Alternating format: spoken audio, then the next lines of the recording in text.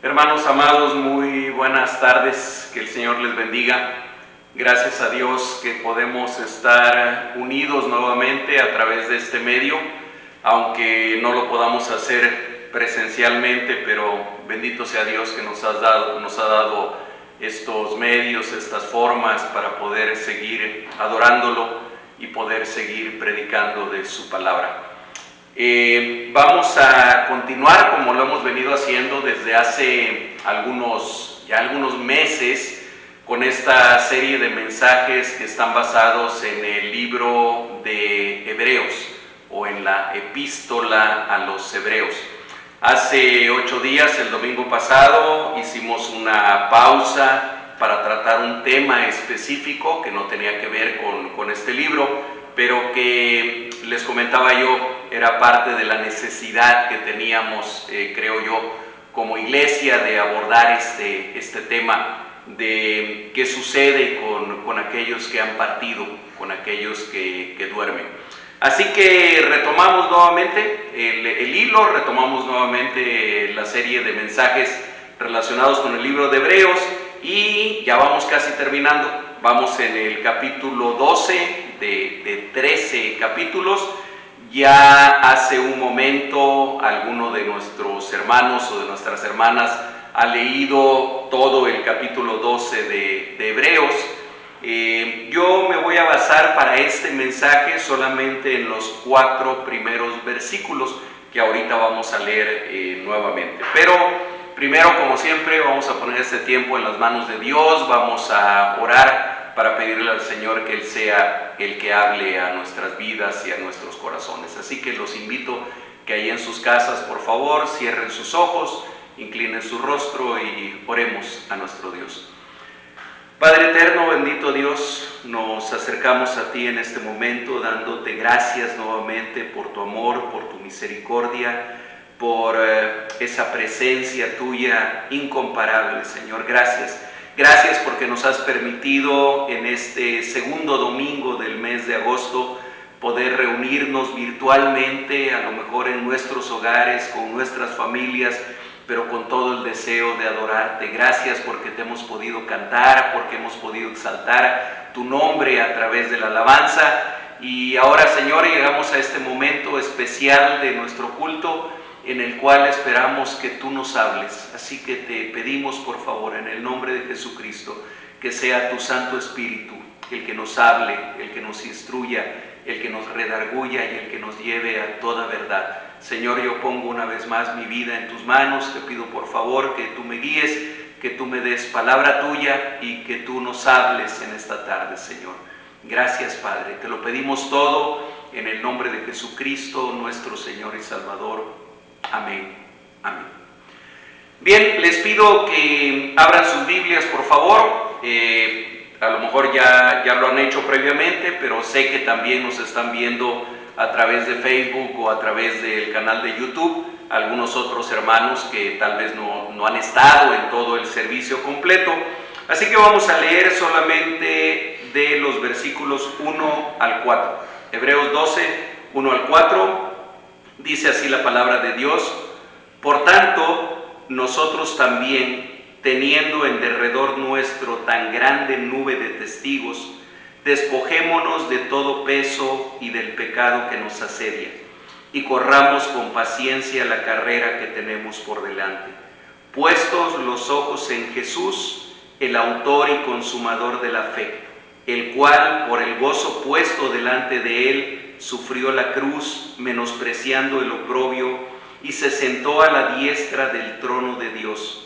Considerad a aquel que sufrió tal contradicción de pecadores contra sí mismo, para que vuestro ánimo no se canse hasta desmayar, porque aún no habéis resistido hasta la sangre, combatiendo contra el pecado.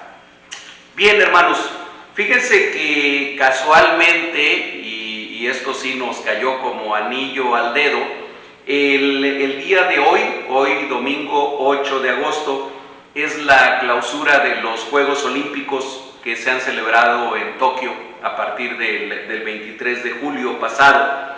Y es la primera vez que también unos Juegos Olímpicos se han pospuesto durante un año debido a la pandemia que hemos estado sufriendo por el COVID-19.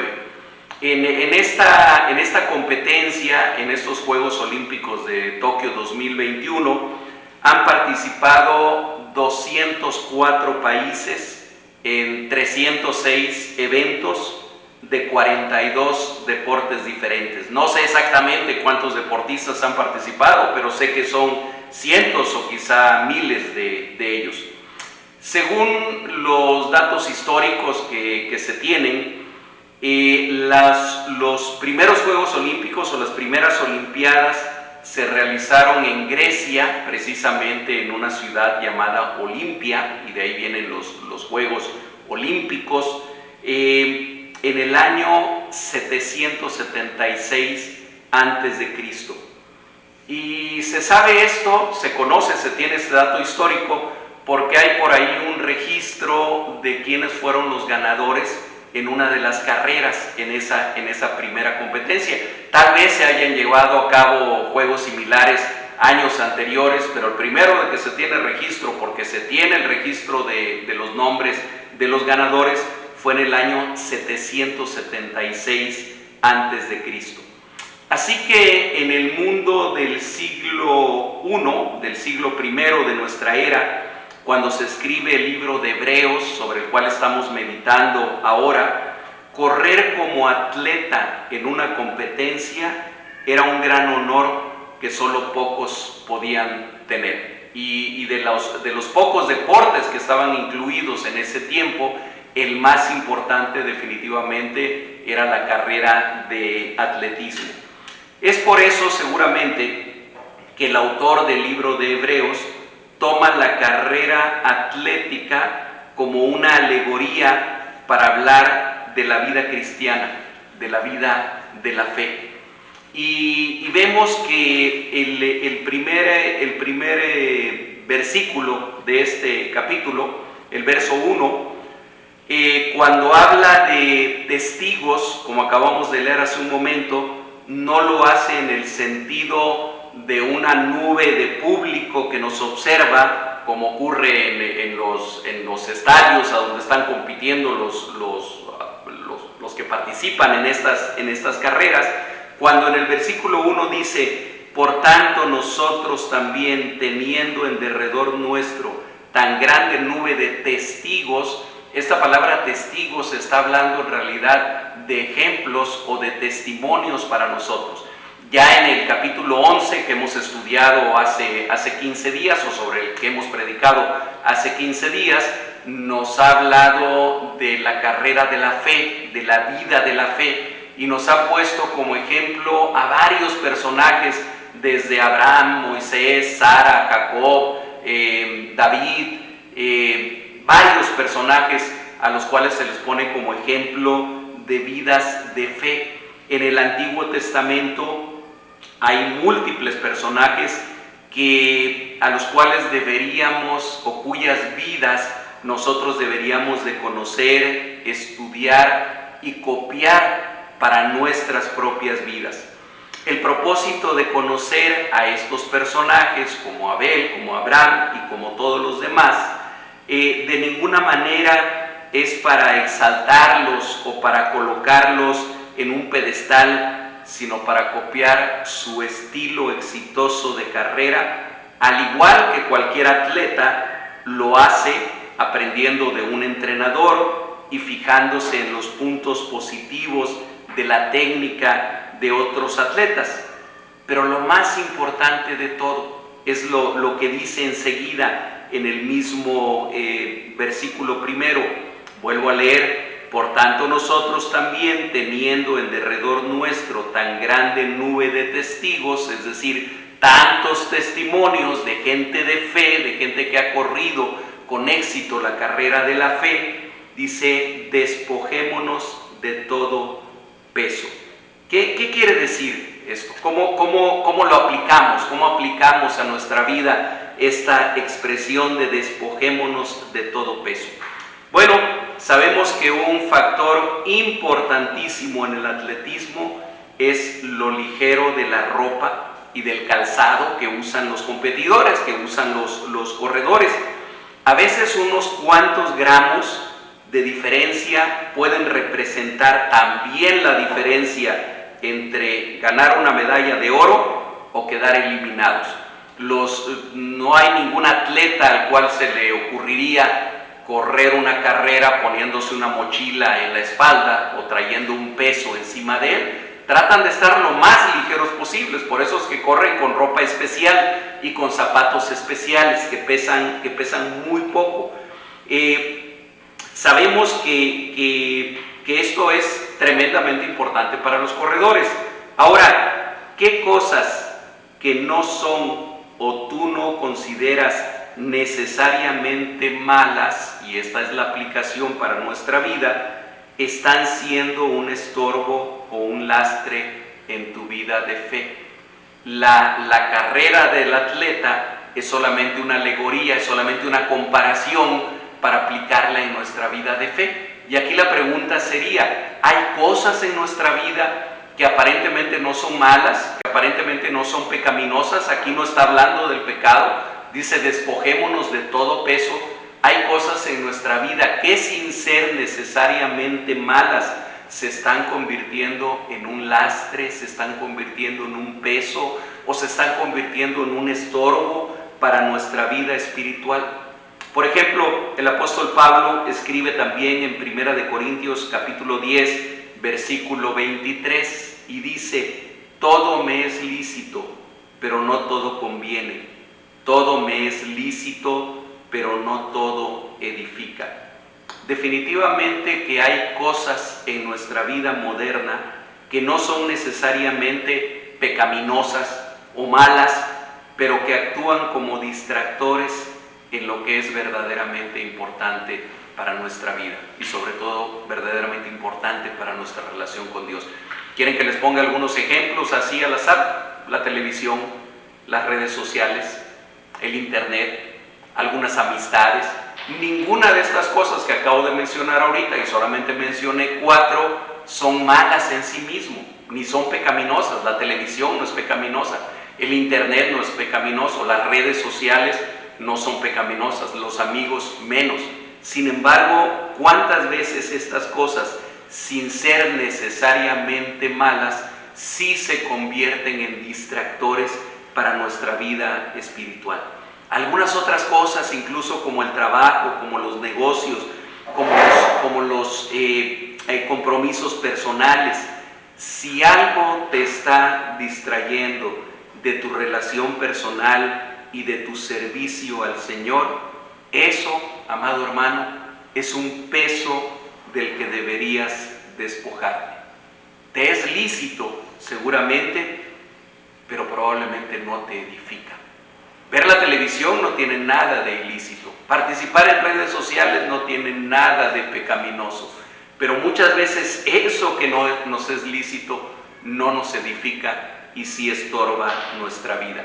En el mismo libro de 1 Corintios capítulo 6, versículo 12, Pablo dice casi lo mismo. Y recordemos, si lo mismo está dicho 2 veces en la Biblia, debe ser importante, debe ser relevante para nuestra vida. Y miren, en el capítulo 6, versículo 12 dice: todas las cosas me son lícitas, mas no todas convienen.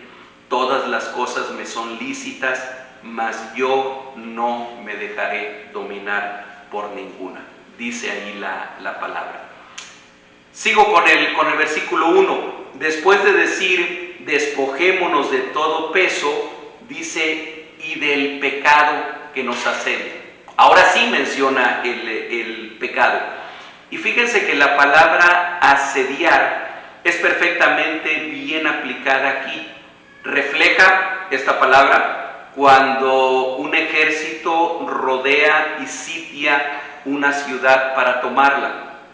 El pecado, esa palabra tan antigua y para muchos tan pasada de moda y a veces tan pesada incluso de decir, es una terrible realidad en la vida, y lo peor que puedes hacer como cristiano es ignorarlo. Y esto lo quiero repetir nuevamente: lo peor que podemos hacer en nuestra vida como cristianos es ignorar la presencia del pecado. Esto sería como si una ciudad que está sitiada por un ejército enemigo dijera: no pasa nada, esos cuates que están allá afuera en realidad no son tan malos como dicen, en realidad no tienen tan malas intenciones como algunos creen. Es más, tratemos de hacer amistad con ellos, tratemos de salir de la ciudad y de empezar a tener una buena relación con ellos. Dirían por ahí, mencionando algunas frases modernas famosas: amor y paz, o abrazos y no balazos, para decir algunas frases que están totalmente de moda y que escuchamos tantas veces. Ignorar el pecado en nuestra vida, o ignorar el pecado que nos asedia, sería tan peligroso como pensar así de un enemigo real o de un ejército que nos está rodeando. La palabra de Dios es muy gráfica cuando dice en otro libro, Primera de Pedro, la primera carta de Pedro, capítulo 5, versículo 8, dice: sed sobrios y velad, porque vuestro adversario, el diablo, como león rugiente, anda alrededor buscando a quien devorar. Creo que ninguno de nosotros nos confiaríamos de un león rugiente que anduviera alrededor de nuestra casa. Creo que ninguno de nosotros haríamos confianza y diríamos: es un gatito manso, no te va a hacer nada, en realidad no te quiere hacer daño. Creo que estaríamos bien conscientes del peligro que representa. Y yo creo que por eso la palabra de Dios usa esas expresiones hasta dramáticas, hablando del pecado, pero hablando también del enemigo que es el que está detrás del pecado. Es cierto que el pecado ya no tiene poder sobre aquellos que están en Cristo. El poder de la muerte ha sido quitado. Ninguna condenación hay para los que están en Cristo Jesús, dice también la palabra, excepto el poder que nosotros mismos le otorguemos voluntariamente a ese pecado. Cristo Jesús, en su sacrificio en la cruz del Calvario, ha quitado completamente la condenación que el pecado tenía sobre de nuestras vidas. Pero ahora somos nosotros mismos los que podemos a veces darle poder a ese pecado cuando nosotros hacemos confianza en nuestra vida, o descuidamos nuestra vida espiritual, cuando no nos despojamos de ese peso del que habla el versículo 1 de este capítulo 12. Miren, hagamos un ejercicio esta semana. Yo los invito para que hagamos juntos, yo también lo voy a hacer. Hagamos el siguiente ejercicio esta semana. Haz una lista de todas las cosas inocentes, inofensivas, que terminan convirtiéndose en un lastre en tu vida espiritual. A lo mejor puedes anotar ahí las horas que ves televisión, o las horas que dedicas al internet, o el tiempo que le dedicas a las redes sociales, o el tipo de cosas que ves en las redes sociales y en el internet. Y hagamos una lista también del tipo de pecados que generalmente nos asedia y que tantas veces lo ignoramos simplemente como si fuera inofensivo. ¿Qué podríamos poner ahí? A lo mejor chismes, murmuraciones, mentiras, ira, falta de misericordia, impureza sexual, impurezas de otro tipo en nuestra vida. Hagamos el ejercicio. Hagamos una lista, a lo mejor tomemos unos minutos para estar a solas en nuestro cuarto o en algún lugar. Hagamos una introspección, hagamos una revisión de nuestra propia vida, y basados en Hebreos capítulo 12, versículo 1, pidámosle al Señor: Señor, ayúdame a identificar de qué me estás hablando, qué son este peso del que debo despojarme. ¿Cuál es este pecado que me asedia y que no me deja correr la carrera que quiero correr junto contigo? Pidámosle después a Dios que nos perdone, y pidámosle la fuerza para despojarnos de esos lastres y para tener una vida victoriosa sobre esos pecados. Seguro, completamente seguro, que hallaremos pronto auxilio en Él. El segundo punto que quiero abordar y que sigue todavía en el versículo 1, y por eso lo voy a seguir leyendo, dice: despojémonos de todo peso y del pecado que nos asedia, y termina el versículo 1 diciendo: y corramos con paciencia la carrera que tenemos por delante. Y el versículo 2: puestos los ojos en Jesús, el autor y consumador de la fe, el cual, por el gozo puesto delante de él, sufrió la cruz, menospreciando el oprobio, y se sentó a la diestra del trono de Dios. Aquí la alegoría, es decir, la comparación de la carrera atlética con la vida de fe, se hace mucho más clara, mucho más explícita.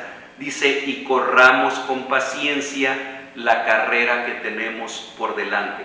Otra vez hay una palabra aquí en griego que les voy a mencionar ahorita y que mencioné hace algunos domingos también, que es la palabra hupomone. Hupomone, que se traduce generalmente como paciencia, incluso aquí en este versículo se traduce de esa manera también. Ya habíamos analizado en mensajes anteriores que esa misma palabra significa también aguante, significa fortaleza, significa perseverancia, significa resistencia. Cuando está diciendo corramos con paciencia la carrera que tenemos por delante, no está haciendo tanto referencia a esta virtud de ser paciente, de ser calmado, de ser tranquilo, sino más bien está diciendo corramos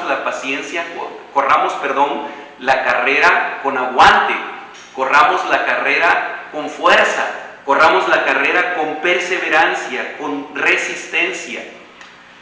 Todo aquel que ha corrido para competir o simplemente por diversión, sabe que llega un momento de la carrera en que lo único que realmente deseas es salirte de ella para poder sentarte, o mejor aún, tirarte boca arriba en el pasto, respirar bien y dejar descansar las piernas. Pero el corredor profesional sabe que ese es el momento de tener aguante, de tener resistencia, de echar mano de la fortaleza y de la perseverancia para poder terminar la carrera. Esa carrera que nosotros estamos corriendo es mucho más importante y el premio muchísimo mayor que aquel por el que corre un atleta aún en las Olimpiadas. Otra vez Pablo en 1 Corintios capítulo 9 versículos 24 y 25 dice de esta manera, dice: ¿no sabéis que los que corren en el estadio, todos a la verdad corren, pero uno solo se lleva el premio? Corred de tal manera que lo obtengáis. Todo aquel que lucha, de todo se abstiene.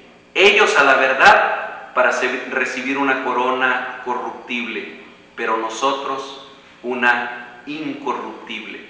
Y es la misma idea que repite en Filipenses capítulo 3, versículos 13 y 14, a donde dice: hermanos, yo mismo no pretendo haberlo ya alcanzado, pero una cosa hago, olvidando ciertamente lo que queda atrás y extendiéndome a lo que está delante, prosigo a la meta, al premio del supremo llamamiento de Dios en Cristo Jesús. Déjenme mencionarles a un personaje que a lo mejor no sea muy conocido para la mayoría de nosotros, alguien que se llama Eliud Kipchoge.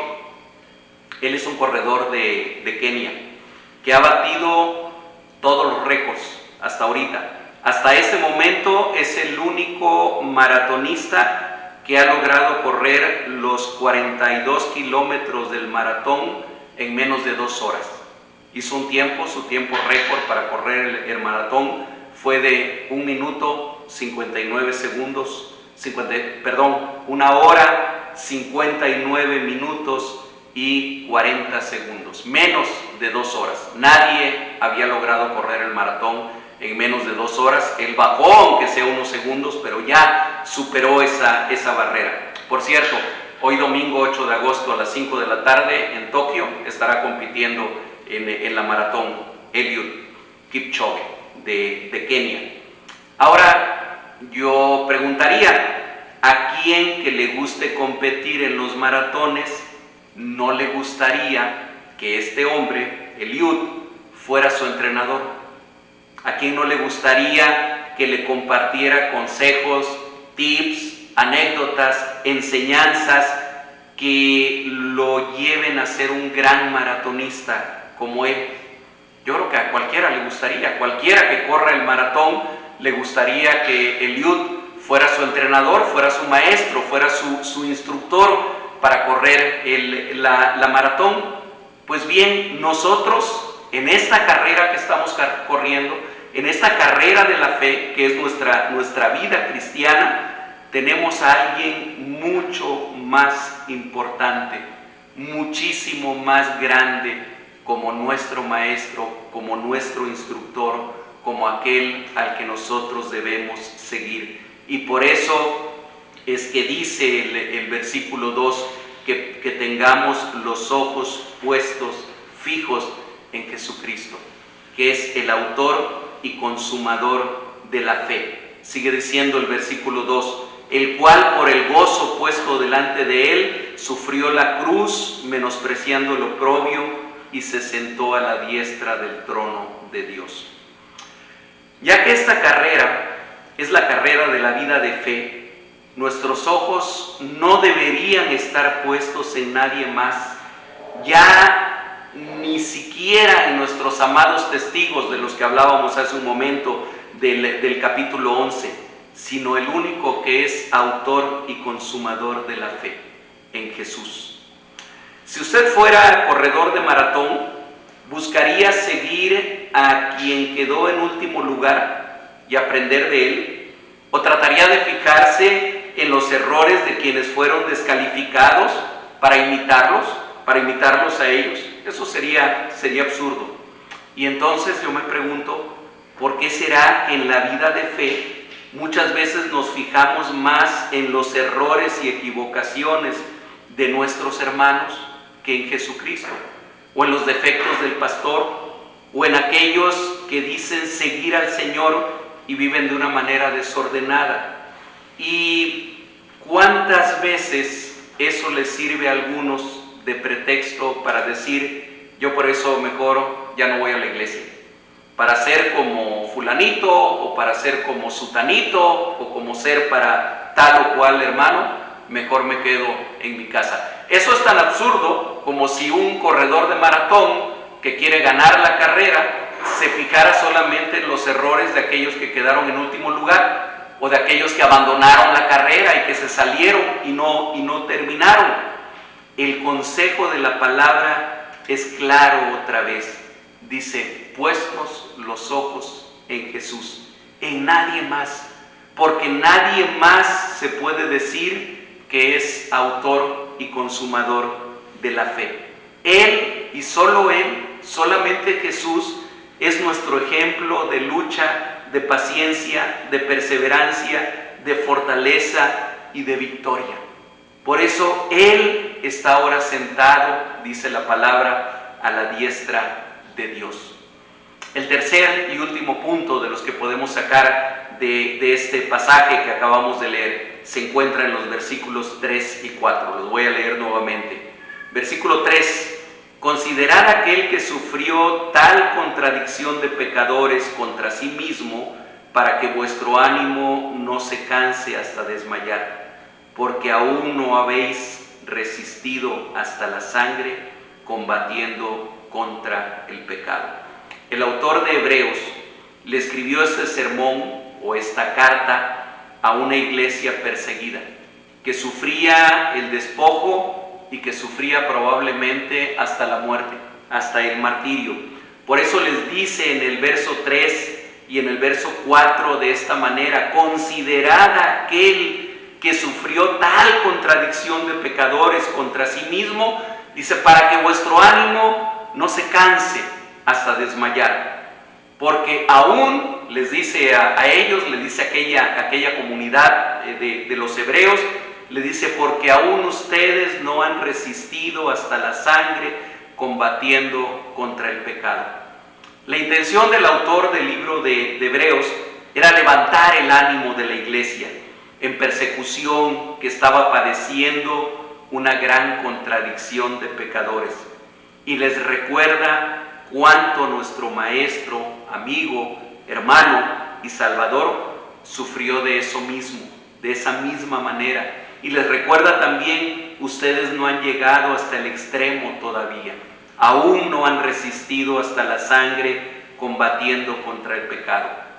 Esta iglesia, la de México del siglo XXI, no podemos decir que sea una iglesia perseguida de la misma manera que lo era la iglesia del siglo I en el mundo grecorromano y en el mundo judío.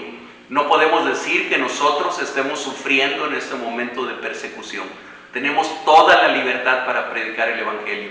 Tenemos toda la libertad para congregarnos. Tenemos toda la libertad para compartir con nuestros vecinos, con nuestros amigos, con nuestros familiares de Jesucristo, sin que nadie nos amenace, sin que nadie nos vaya a quitar la vida o nos vaya a quitar nuestras posesiones o nos vayan a meter en la cárcel. No somos una iglesia perseguida, amados hermanos. Hay partes del mundo donde la iglesia en este momento está siendo perseguida, pero nosotros en Latinoamérica, en la mayor parte del mundo occidental, no estamos viviendo una persecución. Lo que sí es esta iglesia del siglo XXI en México, en Latinoamérica y en casi todo el mundo occidental, es una iglesia asediada.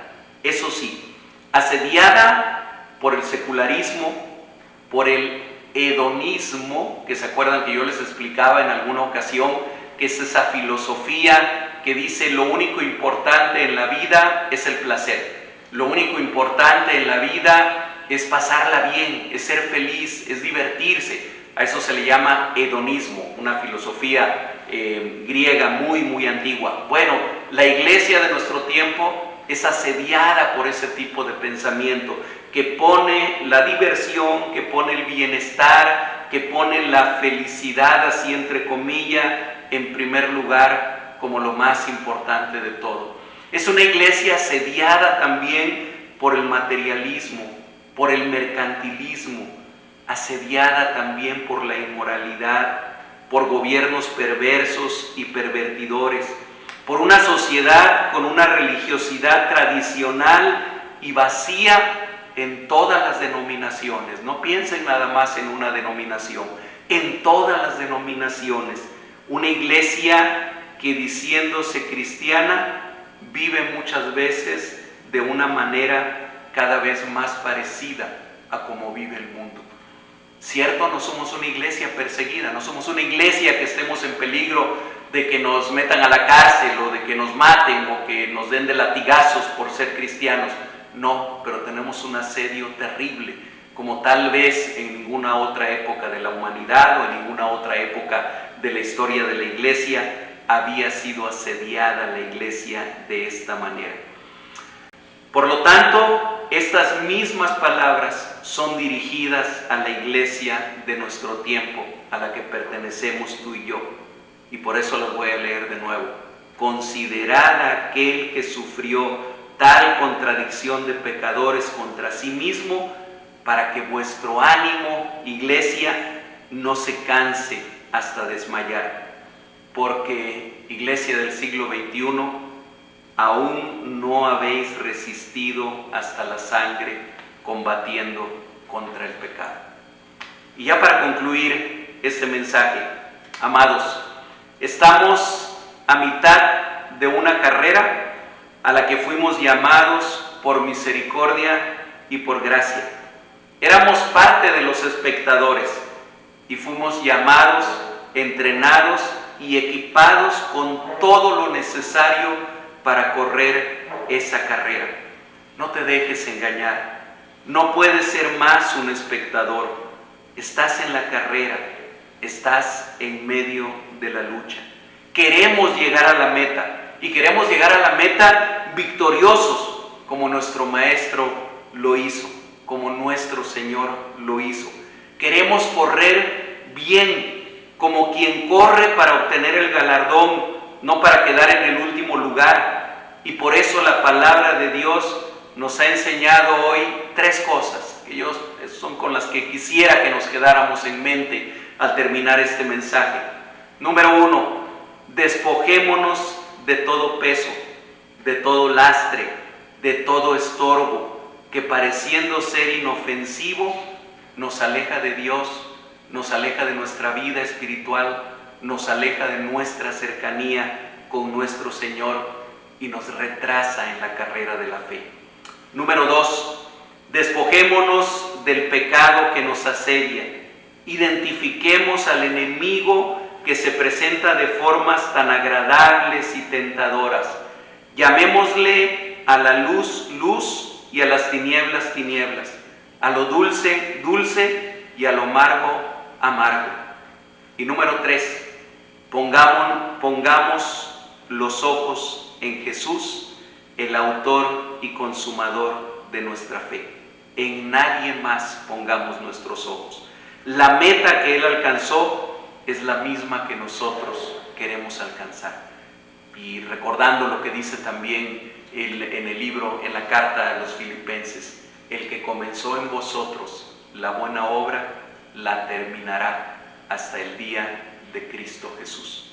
Oremos para terminar este tiempo. Padre amado, te damos gracias, Señor. Te damos muchas gracias por este tiempo, te damos muchas gracias por tu palabra. Te damos muchas gracias, Señor, porque creemos y estamos convencidos de que es tu Santo Espíritu el que habla a nuestra vida, el que habla a nuestro corazón.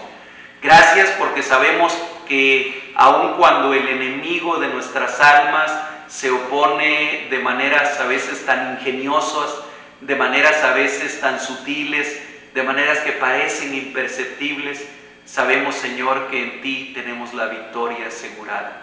Ayúdanos para que nos podamos despojar de esas cosas que nos estorban para seguir corriendo la carrera. Ayúdanos, Señor, para que identifiquemos ese pecado que también nos asedia, que asedia nuestra vida, y que nos podamos despojar de él. Y ayúdanos sobre todo para tener los ojos puestos en ti, fijos en ti, que eres el autor y el consumador de nuestra fe. No permitas que nada nos distraiga de la meta a la que queremos llegar, que eres tú, bendito Dios. Gracias, Señor. Gracias te damos en el nombre de Jesucristo. Amén. Amén. Que el Señor les bendiga, hermanos, y que tengan un lindo domingo y un lindo inicio de semana. Nos vemos el próximo domingo, si Dios lo permite.